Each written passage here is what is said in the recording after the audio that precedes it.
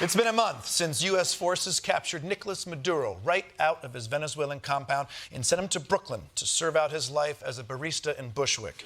And if you're wondering how a military run by these two geniuses were able to pull off that operation, turns out they had a little help. President Trump just told the New York Post that a secret new U.S. weapon was used in that operation that captured Maduro to shut down Venezuelan equipment. He said the Discombobulator. The Discombobulator? That sounds like the worst ride at Six Flags. Don't go over there, dude. Somebody puked in the Discombobulator. Personally, I don't think our most advanced new weapons should have whimsical names. If I'm shot by a laser that liquefies my organs until they leak out of my eyes, I don't want it to tell my family that I was dinky zoinked to death. Can anyone follow up with the president about this weapon? You talked about the weapon, the Discombobulator. What is Discombobulator? Well, I'm not allowed to talk about it. But what does it do? Let me just tell you, you know what it does? None of their equipment works. That's what it does. Okay. So you said you're not allowed to talk about it, but it kind of feels like you talked about it? This dude cannot keep a secret. This is how you know there's no aliens. Because day one, Trump would have been like, I'm not supposed to say anything, but they have 3 boobs! But thanks. Yeah, 3 boobs. Hell yeah. Hell yeah. Hell yes. I love this audience. But thanks for the lowdown on the Discombobulator, by the way. Who came up with this name? It was my name. I'm very proud of the name. Yeah. And it is a great name, Mr. President. It does not sound like a weapon in Paw Patrol at all. But still, can you be a bit more specific about how the Discombobulator discombobulates? Like, is it a laser beam or electrical pulse? Everything was discombobulated. It was, practically a shot wasn't, they were ready. Right. And when we came, they couldn't do anything. You saw this on the video. You could tell. Tom, it discombobulated everything. Tom, you f***ing idiot. What part of discombobulator don't you understand? Do you think I'm just talking nonsense here?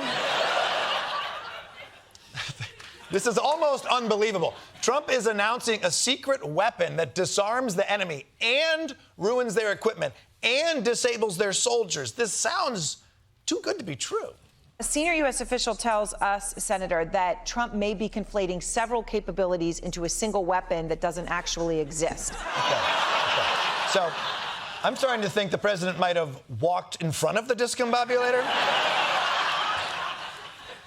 Let's move on to the story that's been discombobulating the entire world.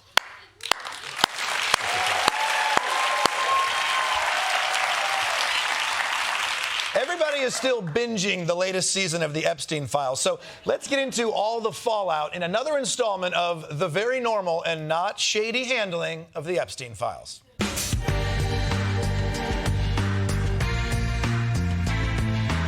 It's pretty boring stuff. For the past week, people have been poring over the Epstein files and learning all the connections he had to the rich and powerful. Few people have been as disgraced as former Prince Andrew. But somehow, this next batch has made him even disgracier. Former Prince Andrew has moved out of his longtime Windsor home, his brother, the king, evicting him from the royal estate over his links to Jeffrey Epstein. Wow, kicked out by his own brother, who is also his second cousin and his 5th uncle 12th removed. The point is, there's a lot of incest in the royal family. I'm glad he's getting evicted, and I think we can all agree it is much funnier when a British pedophile has to go door to door in their new neighborhood like, "Oi, Governor, I'm a pedo, innit? Cheerio."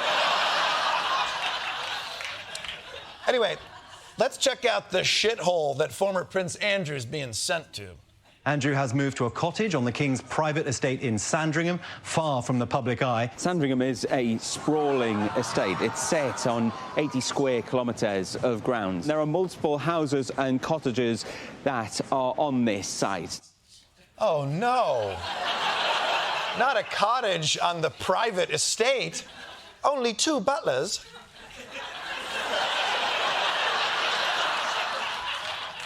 And are we sure we want Prince Andrew far from the public eye? That's kind of how we got into this mess.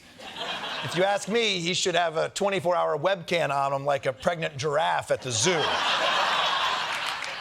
How is it that it's impossible for any regular person to find affordable real estate and they're giving away fancy cottages to alleged pedophiles? Next time I go to an open house, I'm going to be like, honey, tell him you're 12.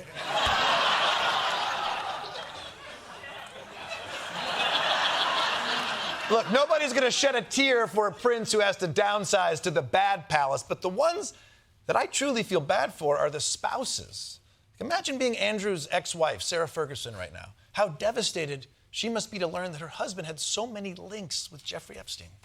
The former prince's ex-wife, Sarah Ferguson, is back in the headlines for her links to Epstein. The latest files revealing emails she sent to Epstein after he was found guilty of soliciting a minor for prostitution in 2008. She wrote, "You are a legend. I really don't have the words to describe my love, gratitude for your generosity, and kindness. Kiss, kiss. I'm at your service. Just marry me." Wow. Wow. That is the worst thing Fergie has ever written. And yes, I'm including the Let's Get Retarded song. You wanted Jeffrey Epstein to be your husband? Really dodged a bullet, Fergie. He could have said yes, and then you would have ended up married to a huge pedophile. Oh, wait. Either way, I am very happy to present Sarah Ferguson with this Lifetime Achievement Award for having the worst taste in men. Congratulations, Fergie.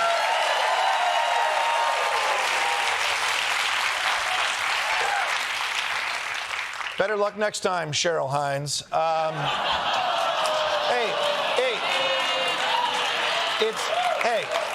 It's an honor just to be nominated. So yeah, this isn't a good look. And based on what happened to Andrew, I assume Fergie will be facing some sort of consequences on her own? On Monday evening, Ferguson's charitable foundation, Sarah's Trust, announced it will shortly close for the foreseeable future. The charity is shutting down? That doesn't seem fair. Sorry, kids, the Duchess emailed a pedophile, so no mosquito nets for you. Now look, nobody enjoys watching the British royal family squirm more than me. I'm still mad about that whole stamp tax thing. But if we're talking about fallout from associating with Jeffrey Epstein, I think there might be someone else who should be facing some consequences. Like not a royal? More like a politician? In Slovakia, a top advisor to the prime minister has resigned after emails showed he met with Epstein in 2018. No, not some minister in Slovakia. It's not even a real place. When I said certain politicians should be held accountable, I meant, like someone running a country. There's a world leader facing a political crisis over the Epstein files. That's British Prime Minister Keir Starmer. No, not Great Britain. That's not even a real place. Look, I'm going to be very clear about this. The President of the United States. Someone needs to demand answers from the U.S. President. Former President Bill Clinton agreed to testify in the House Oversight Committee's Epstein probe. No. Not a former you know what? It, okay? I guess everybody in the damn files is going to face consequences except for Donald Trump. And on top of that, he must be so happy that his nemesis, Bill Clinton, is getting in trouble for this. It bothers me that somebody's going after Bill Clinton. See, I like Bill Clinton. I still like Bill Clinton. What do you like about him? I liked his behavior toward me. I thought he got me, he understood me. What? He likes Bill Clinton now? Either Trump just wants to get on Clinton's good side before he testifies about Epstein, or this is just a recognized game moment. I'd like to acknowledge that we're standing on sacred land where Bill Clinton got a Hummer from an intern. Props to the OG.